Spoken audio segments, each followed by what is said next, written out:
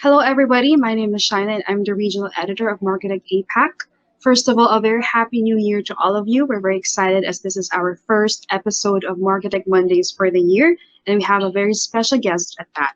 So, the marketing leader that we're going to speak with today is currently the head of marketing of AirAsia in the Philippines. She has almost a decade long experience in the marketing industry, working with brands such as FMCG Procter& Gamble and Alaska Milk Corporation in the Philippines. She has experience in product development and marketing, as well as route management in the aviation and tourism industry. We're very excited to chat with her today. Welcome to MarkeTech Mondays.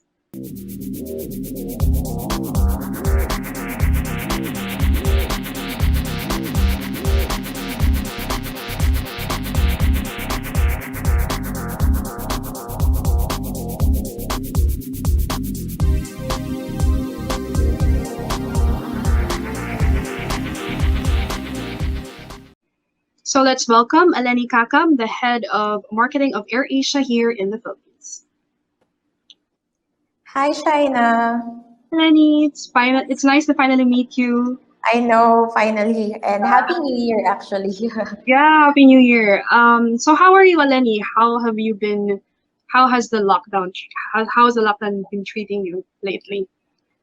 Well, actually, it has been better compared to the first few months of lockdown.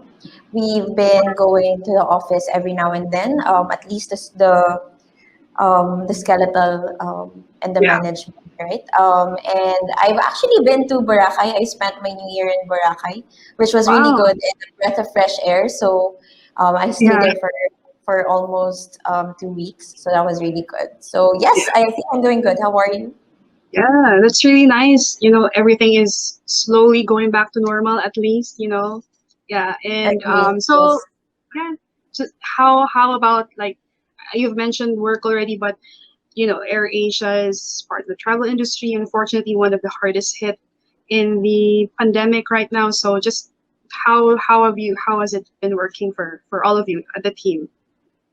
It's been hard. I mean, if I'm going to be honest, it has been hard for the airline industry. I think everybody knows that. All the research data will tell you that. And not only the airlines, but also the travel and tourism industry. But I think personally, it has been it's a good kind of hard because now as marketing professionals, we're forced to really get out of the box and come up with really new creative strategies and not even just not just creative, but also being more sensitive to the needs of the consumers, especially in a time like this. So it has not, there's no perfect. I don't think anybody knows how to do it perfectly right now because we're in the middle of the pandemic. So we're all sort of starting from scratch. But that's also, a good thing in a way because we are able to come up with new ideas and we are able to kind of reevaluate how we have been doing our job in the past few years. So Yeah. yes, it's been hard, but also it has been challenging, but at the same time fulfilling. Every time we kind of figured out how to do certain things in the middle of the pandemic. Yeah. So, Alani, here at Marketing Mondays, you really want to know your journey. Like you've had this really great marketing journey, which we'll later on discuss in the interview. But we want to focus on you as a whole. So, like you've worked with this great FMCG companies, and of course, right now AirAsia. But we want to know more about like you as a marketing leader, as a marketing executive. So, first of all, we want to go back from the very start. So we want to know like what was your first job after graduating from college? Was it ever related to marketing, or was it like more of like a straight path from the get go? You already know that this is the industry you want to work in. Actually, my first job was in public relations. It was with Campaigns and Gray. I love that company. It's Campaigns and Gray, but I think now it's called Gray. So I was Yes. under Capri. So that's public relations. That was my first job. And it was really exciting because as an introvert, it was very hard for me to, talk to media, talk to different kind of stakeholders, presenting in big meetings. So it was really going out of my comfort zone. But it was exciting because some of the, or most of the skills that I learned during that time are also the same skills that I think have been useful in my career journey, even after staying in the PR industry. That's really nice to hear because, being introvert myself, it's really inspiring because right now you're actually the head of marketing. So it's really a lot of people work, and obviously you've grown so much. So, this is actually a great opportunity for the budding marketers that are watching right now. So can you like let us in on a beginner's, like a budding marketer's mind? Like you mentioned, it's already a it's already big agency, great group, as Yes. known right now. Yeah. And so we want to like, what went through your mind, during your very first projects? Could you share us some of your first campaigns and what were the challenges that you've met and what did you feel as a beginner and how did you overcome those challenges? Ha. I guess because it's public, it's PR, and there's a lot of, one of the skill set that you should have is being able to really build that relationship with your clients, build your relationship with the influential people who would Yeah. actually help your campaign, right?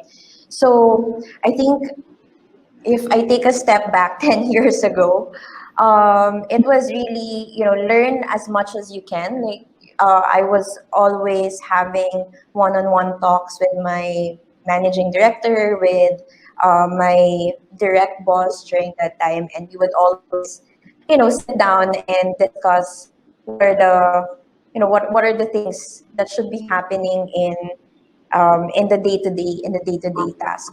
A lot of it is also trying to figure out what you really want to contribute to the group. So, for example, if you're really into a certain type of industry, then that's also, I think, you should voice out to your manager or to your direct boss. So you could actually, hone your skills first at something that you are comfortable with, and then Yeah. if you're not, then and then, as you become more confident in what you're doing, then you start to venture into other industries or other products or other companies that could actually expand your knowledge or your expertise. The other thing that I would, if I remember it back then, it was also, of course, um, you would get comments left and right on how else to improve. Always keep an open mind to what they're saying, to what other people are saying, because those are the things that would actually help you. Those are the actually things that would help you improve in your job. And always, like, for example, always find your mentor in any job that you go to. Yeah. Always find a mentor, because admittedly you wouldn't jive with everyone, right?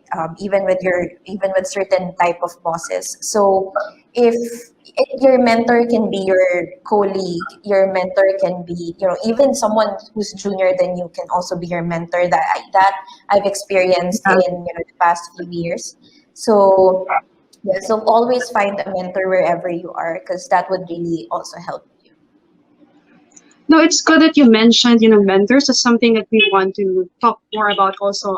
So, no man is an island, and you've mentioned that, age is just a number, and anyone can be an inspiration, can be a mentor, no matter whether they're your subordinate or you're someone more senior than you. So we want to know like who's inspired you the most. Who are the people that you've looked up to in this whole marketing journey that has helped you really, that propelled your growth and your improvement as a marketing woman?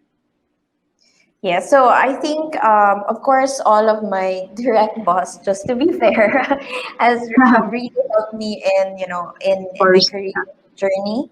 But maybe the top two I have in mind will be my faculty advisor before in UP, Diliman.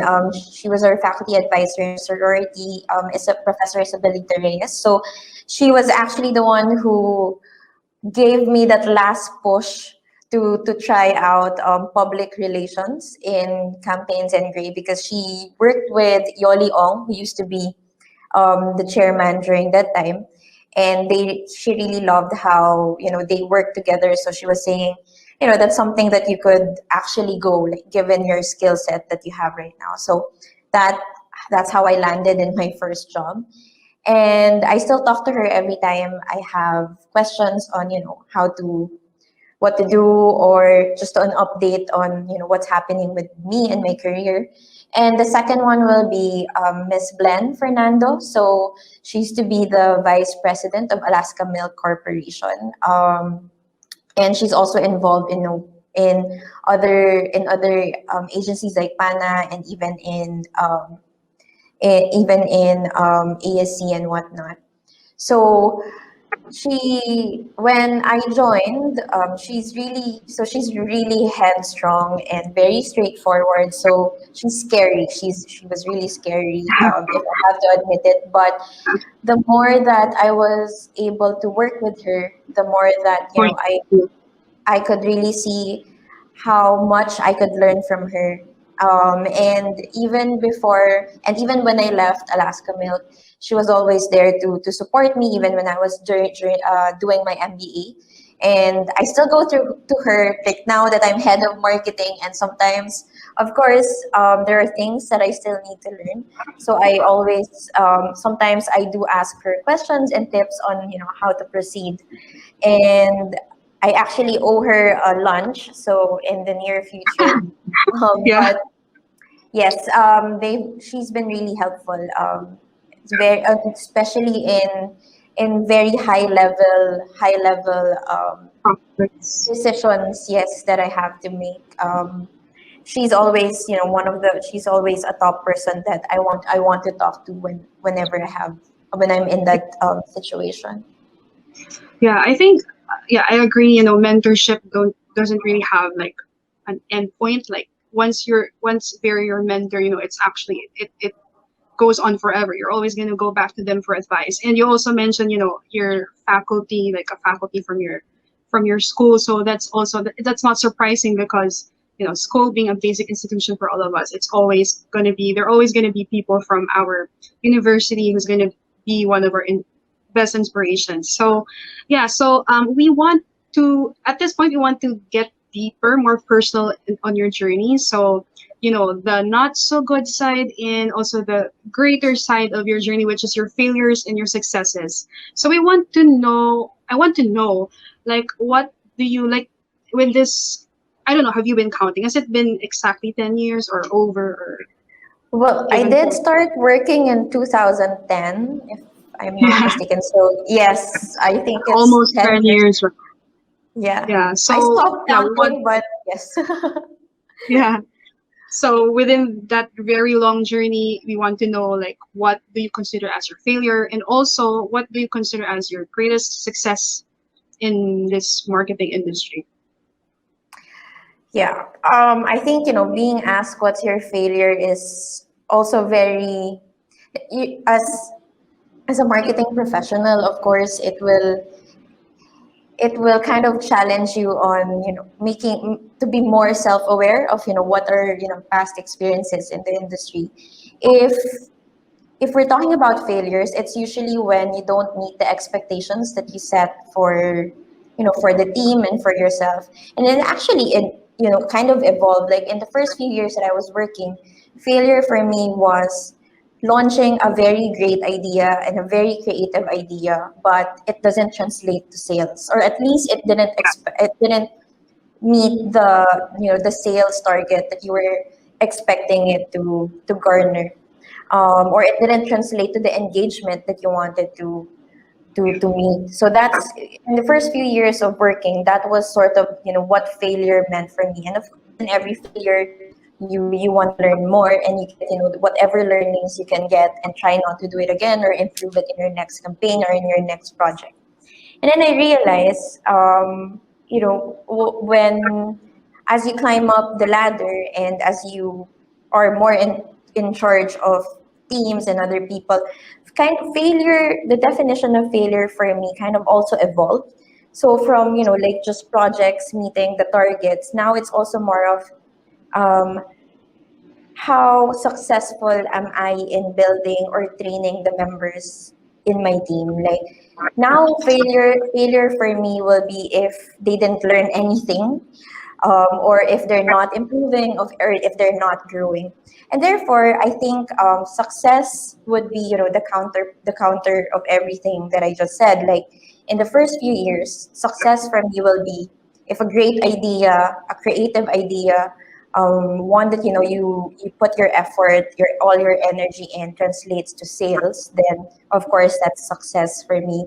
But as of course when I grew older and grew more senior in the industry, success for me now, and I think this is where I am right now, is when, for example, I see my team members be better than I am, or when more senior executives, more senior than me, recognizes the effort of my team. I always, those are the things that I actually feel more successful than campaigns translating to sales. It's them, it's seeing your team being able to handle their own projects, and you would see the difference between you holding their hands before versus now. They could actually, like, Yeah, sometimes they don't even ask for your opinion anymore because they already know what they're doing. And those are the that's moments a that, great thing. yes, those are the moments that I think, I've been really, really successful. Yeah. Yeah, that's really nice of you to say, because that's really the reality. Like your definition of failure and success, it really evolves as you grow, not just personally, but in your role in the company. So yeah, so you've mentioned being a leader, and obviously you are a marketing leader. You are the head of AirAsia here in the Philippines, and we want to learn more about your leadership style. So how do you've already touched on this, but we want to know, like, how do you approach leadership? What is your principle? What's your guiding principle? What's your strategy of leading a team? Yeah, could you share that with us? Yes. So I learned this when I was in college, in our organization.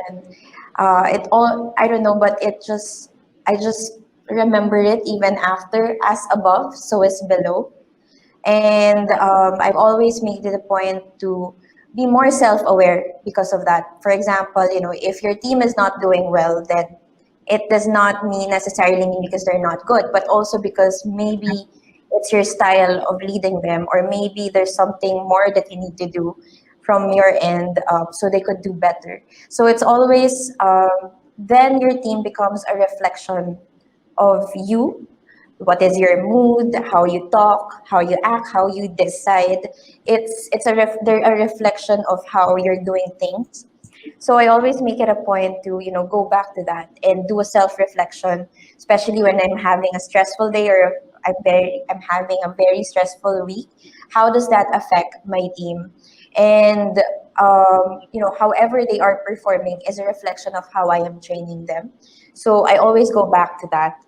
As a leader, I don't like imposing things. I don't like telling them how to do it, but I do like having conversations and discussions with them in the to talk about the whys, like why do you want to do this, or why is your strategy this and not that. So it's more of, because I think when your team or when people understand their why they are doing things and why they are performing certain Mhm. tasks, then it becomes more natural for them to initiate actions or to initiate solutions because they understand the reason why they're doing that. And so that also means I don't micromanage. I actually hate micromanaging. So that's definitely, not my leadership style. So that would be the opposite. But I prefer discussing ideas and even arguing, because then that's, a healthy level of Yeah. working relationship.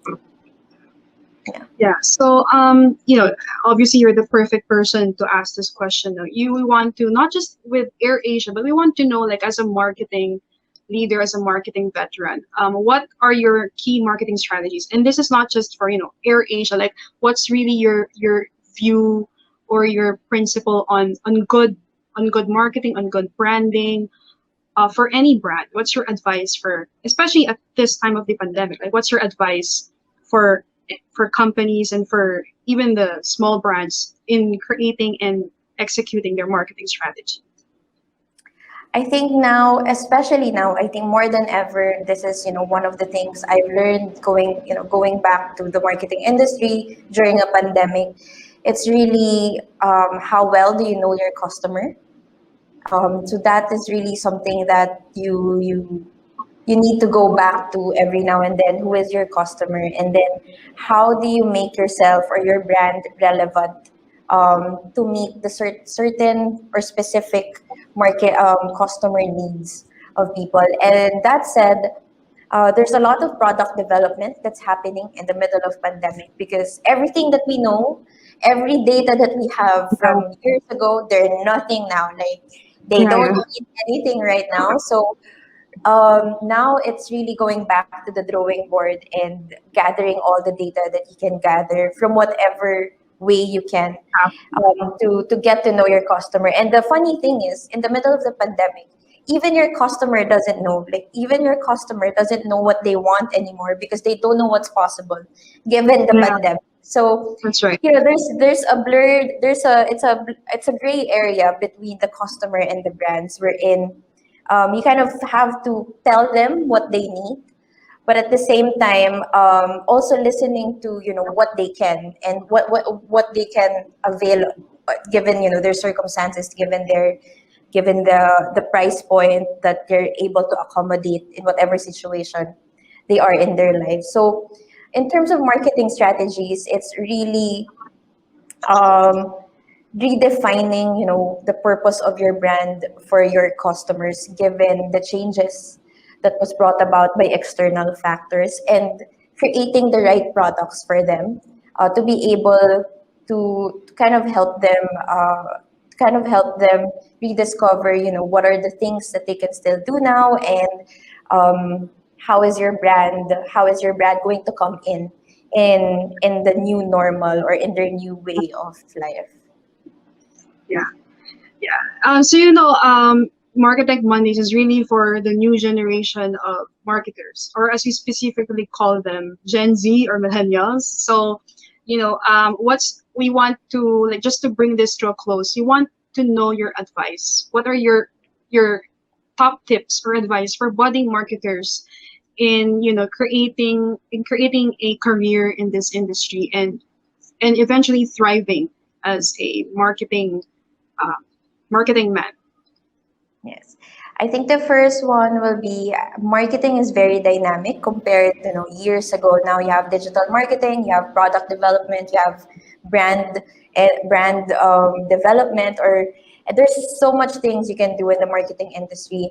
I think my first tip will be, know everything, or know the basics, and then you specialize on one thing, so that you have a specific skill set that only caters to that before you expand to the others, because that will also kind of help you get a direction on what career path you want in the marketing industry itself. My second will be, just because you're marketing doesn't mean that you shouldn't care about all the other departments, all the other industries, or all the other types of work, because marketing is actually, sort of one of the core departments in any brand, or in any company. And with that said, if you know how operations work, if you know how finance work, if you know how sales work, if you know how PR works, if you know how all the other departments work, then you can come up with better marketing strategies and better campaigns that's more holistic and that's more collaborative. Because if you just focus on marketing, it's not just about shouting, it's not about just shouting prices, it's not just about coming up with the buzzwords or the next big thing. There's a lot of those insights also come from the feedback from other departments. And usually successful campaigns are successful because it involves full cooperation of the other departments in the company. And even if you have your own company, that's just how it's going to work. You can't work in silos. You have to get the inputs of other people. And based from my experience, it actually really helps because those who are not in marketing, if you kind of just involve them in the discussion when you're having campaigns or you have a project, they do have brilliant ideas. Sometimes, some of the really core ideas of our campaigns also come from other departments. So stay collaborative all the way. And then maybe the third will be always always be open to learning, because that will actually also help you kind of figure out where else you need to improve on, or where you're actually good at. And at the same time, em- that's how you expand your knowledge, and that's how you also expand your network, when you always try to learn from other people. So I think those top three would be my advice for work. And enjoy, like, everything that you do, you have to Yeah, of enjoy. course. Very important. You know what? That's really great advice. Because I think it applies to everybody. Like, I think like personally, I'm gonna go back to that advice that you said because if you're part of a company, it's really you really have to take the liberty to understand the whole, like how you fit, how your contribution fits into the whole company, and really getting to know the other departments and being collaborative. So yeah, so thank you for those words, Allenie, and thank you for gracing us with your presence and wisdom. This first episode of the year of Marketing Mondays couldn't be more special.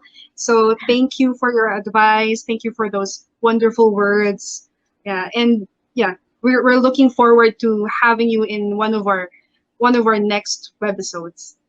Oh, thank you so much. Thank you for inviting me, and Happy New Year. Yeah, Yeah, if you need anything, you can just let me know. And I hope this was very informative to the audience. truly, for sure. Yeah. Yes, thank you. Thank you so much. So there you have it, our very first episode of MarkeTech Mondays for the year, and we're looking forward to more. So if you are a marketing leader who's watching right now and you have an inspiring story to share, please don't hesitate to message us and email us at mondays@marketech-apac.com. Once again, this has been China, and until next time.